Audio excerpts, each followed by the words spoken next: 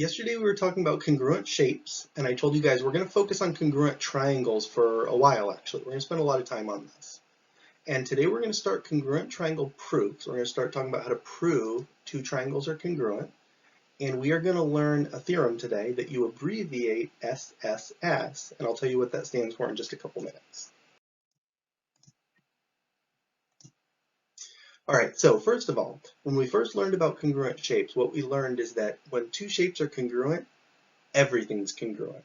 So I said for a triangle, if two triangles are congruent, then all three sides and all three angles of one triangle are the same as the three sides and the three angles of the other. So one way to prove triangles are congruent is to show all six things. To say, okay, in these two triangles, all three sides are the same and all three angles are the same. But you don't have to show all six things. We have some shortcuts, and that's what our theorems are going to be that we're going to learn. So our first one for today is called SSS. And SSS stands for side, side, side. So basically what we're saying is if all three sides of a triangle are the same as the three sides of the other triangle, you can already say that the triangles are congruent without even knowing about the angles. And that's our shortcut. So we cut our work in half.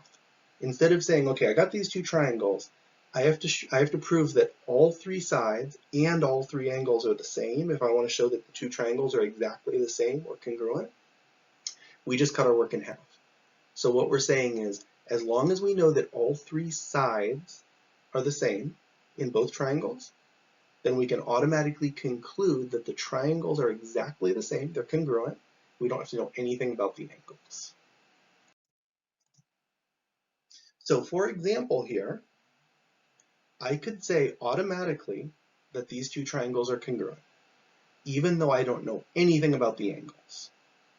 Because, and if you remember from our lesson from yesterday, this one line right here and this one line right here means those two sides are congruent. These two lines right here and these two lines right here mean those sides are congruent. These three lines, 1, 2, 3, and these three lines, 1, 2, 3, mean that those two sides are congruent. So what I would be able to do is say that these two triangles are congruent by SSS. I know that the three sides of one triangle are congruent to the three sides of the other. That means the two triangles are exactly the same without knowing anything about the angles. And this would be my congruent statement, which we also talked about last lesson. So the first triangle I called triangle ABC, and then I said it's congruent to, and then I matched them up. Remember we talked about that yesterday. I put A first, A matches up with X, so I put X first here. And I put B second, B matches up with W, so I put W here. And I put C last, C matches up with Y, so I put Y last here. Remember that when you're doing your congruent statements, the letters do have to match up. All right, so let's fill out a proof together. This is kind of like the homework we did last week, where I did a proof and I worked out all the statements for you, but then I asked you guys to provide the reason. And what we're trying to do is prove that triangle ABC, and I'm going to draw that triangle. Triangle ABC goes from A to B to C and then back to A. So that red one right there is triangle ABC. And we're trying to prove that it's congruent to triangle CDA. That goes from C to D to A and back to C. So now you can kind of see what we're doing with the colors. We're trying to prove that the red triangle is congruent to the purple triangle. CDA was in purple. All right, so I've done the proof for you. I did all the statements. All you guys have to do in this one is provide the reason. You have to tell me how I knew each thing that I said.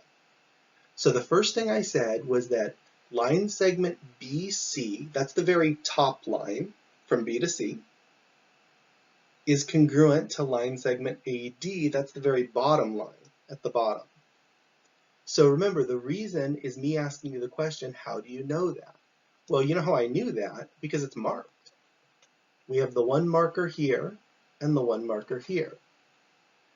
Now, what I'm going to say for my reason is given. Any given information, I talked to you guys about this when we first started talking about proofs last week.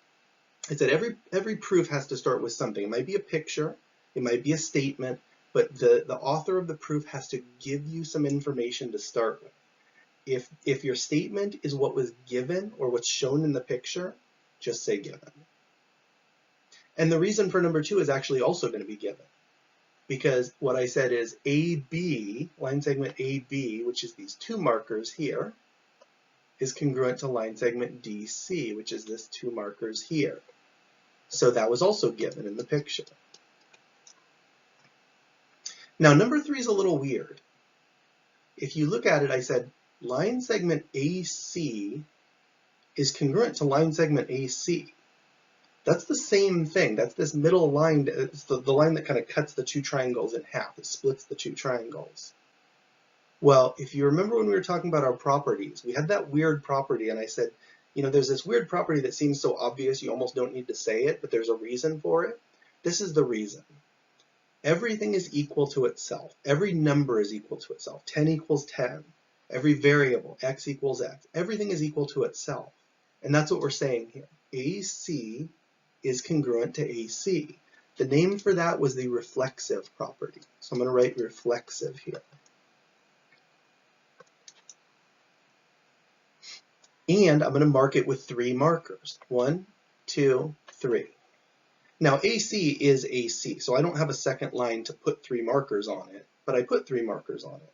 And the reason I did that is if you look at the red triangle right now, we have 1 marker, 2 markers, and 3 markers. And if you look at the purple triangle, we have the same thing. One side marked, double marked, and 3 markers. So once you have that, we can say that the 3 sides of the red triangle are the same as the 3 of the purple, and the red triangle ABC is congruent to the purple triangle CDA, and the reason is our brand new theorem SSS, which means side, side, side, because one side is congruent here. I'll change the color so you can see as I'm doing it. One side is congruent here and here. One side is congruent here and here. And one side in both triangles is congruent here and here. That's SSS, and that's the reason. So that's what a proof looks like. We have just proved that the purple triangle and the red triangle are exactly the same. They're congruent using SSS, or the side, side, side theorem.